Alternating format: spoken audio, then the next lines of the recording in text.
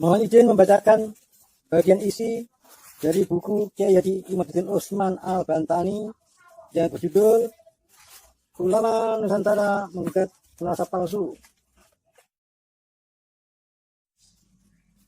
Bagian 1, Ulama Nusantara Menggugat Nasab Palsu. Jawaban Kiai Haji Imaduddin Usman Al-Bantani terhadap buku Hanif Alatas dan kawan-kawan yang berjudul Keabsahan Nasab Ba'alawi Membongkar Penyimpangan Pembatalnya.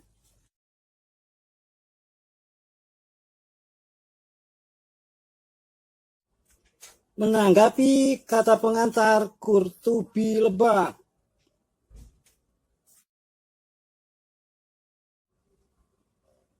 di antara yang dikatakan Qurtubi Lebak dalam kurung KL adalah keabsahan nasab Sadah Ba'alawi semenjak berabad-abad yang lalu sudah diakui oleh para ulama besar ahli syariat, ahli nasab, dan ahli sejarah.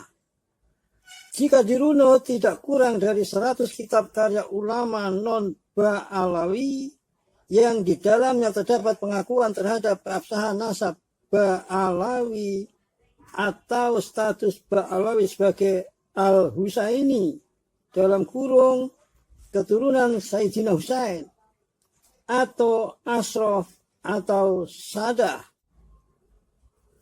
Ulama-ulama tersebut berasal dari berbagai negara dan berbagai mazhab Ahlus Sunnah wal Jamaah dalam kurung Aswaja, bahkan di luar Aswaja.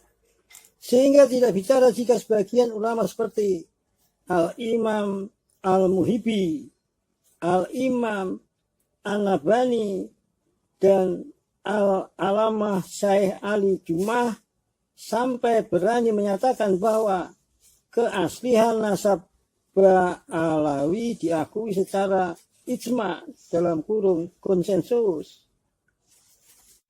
Berikut tanggapannya. Kata KL, keabsahan nasab Ba'alawi sudah diakui berabad-abad oleh para ulama besar. Siapa ulama besar dalam ilmu nasab yang mengakui nasab Ba'alawi? Seorang ahli nasab yang hidup sejaman dengan Ba'alawi, yaitu Ibnu Inabah dalam kurung W828H, tidak mengakui nasab Ba'alawi sebagai keturunan Ahmad bin Isa. Apa bukti ia tidak mengakui nasab Ba'alawi padahal ia hidup di masa Abdurrahman As-Segaf yang katanya ulama besar, ulama Al-Muhdar, katanya juga ulama besar. Abu Bakar Al-Sakron, katanya juga ulama besar. Jika mereka ulama besar, tentu mereka dikenal. Jika mereka dikenal, maka jika diyakini mereka keturunan Ahmad bin Isa akan dicatat oleh Ibnu Inabah sebagai keturunan Ahmad bin Isa. Nyatanya tidak. Kenapa tidak dicatat? Karena memang mereka diyakini oleh Ibnu Inabah bukan sebagai keturunan Ahmad bin Isa. Penulis kitab nasab dari Yaman abad ke-9H saja, Muhammad Kazim Al-Yamani dalam kurung W880H, tidak mencatat keluarga Abdurrahman As-Segaf sebagai keturunan Ahmad bin Isa. Abad 9 itu, wahai KL, nasab Ba'alawi baru dipabrikasi, baru diijtihadi. Ia baru dicatat secara formal oleh Ali As-Sakron dalam kurung W895H dalam kitabnya Al-Furqat Al-Musiqah. Lalu ulama-ulama setelahnya yang ada kaitan dengan Ba'alawi mencatatnya sesuai pengakuan Ba'alawi itu tanpa memverifikasi dalam kitab-kitab nasab muktabar. Nasab keluarga Abdurrahman As-Segaf baru masuk kitab nasab tahun 996H, abad ke-10 Hijriah, setelah 651 tahun wafatnya Ahmad bin Isa. Sebelum masuk kitab nasab, hal itu didahului pengakuan mereka sendiri di tahun 895H. Jadi mereka mengaku sebagai keturunan Ahmad bin Isa itu setelah 550 tahun. Lalu setelah 101 tahun dari pengakuan itu, baru nasab mereka masuk kitab nasab, yaitu Tuhfat Al-Talib. Itu pun dengan pengakuan penulisnya bahwa nasab Alawi ini masuk bukan berdasarkan kitab nasab, tetapi hanya berdasarkan taklik dalam kurung tulisan di secari kertas yang ia temukan saja. Kita sebagai guru tidak boleh mengajarkan taklid buta kepada para murid kita, agar murid kita menjadi ulama mumpuni.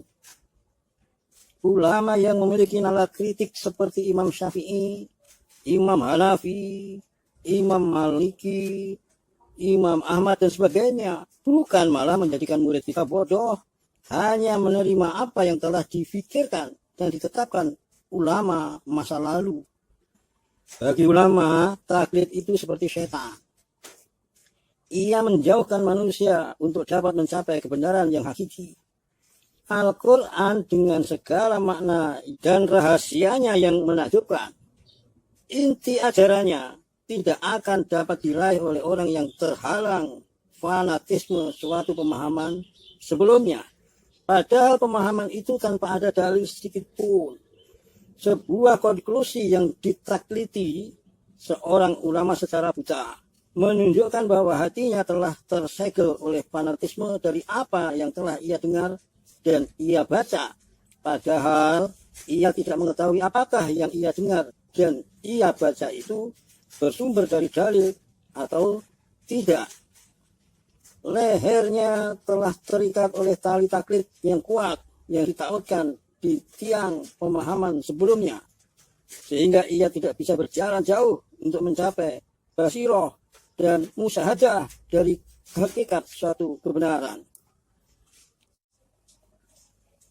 Selanjutnya ini ada 1, 2, 3, 4, 5, 6 alinea yang rangkaiannya terkesan bersifat spesifik. Jadi mohon saya langsung saja ke bagian akhir tanggapan seperti berikut ini. KL perlu tahu, dan itulah mengapa kita perlu terus belajar bahwa penulis bukanlah orang yang pertama mengatakan Ubaid bukan anak Ahmad bin Isa, tetapi itu adalah ucapan seorang ulama besar Ahlussunnah wal Jamaah, yaitu Imam Al-Fahrur Razi dalam kitabnya As-Sajarah Al-Mubarakah. Ia mengatakan, adapun Ahmad Al-Abbah, maka anaknya yang berketurunan ada 3. Muhammad Abu Ja'far yang berada di kota Roy, Ali yang berada di Ramallah, dan Husain yang keturunannya ada di Naisaburi. Dari kutipan di atas, Imam Al-Fahrur Razi tegas menyebutkan bahwa Ahmad Al-Abbah bin Isa hanya mempunyai anak 3, yaitu Muhammad, Ali, dan Husain. Ahmad Al-Abbah tidak mempunyai anak bernama Ubaidillah. Dari ketiga anaknya itu, semuanya menurut Imam Al-Fahrur Razi tidak ada yang tinggal di Yaman. Dari situ, berita selanjutnya dari abad ke-9 bahwa anaknya tambah 1 yaitu Ubaid _ Ubaidillah _ Abdullah tertolak.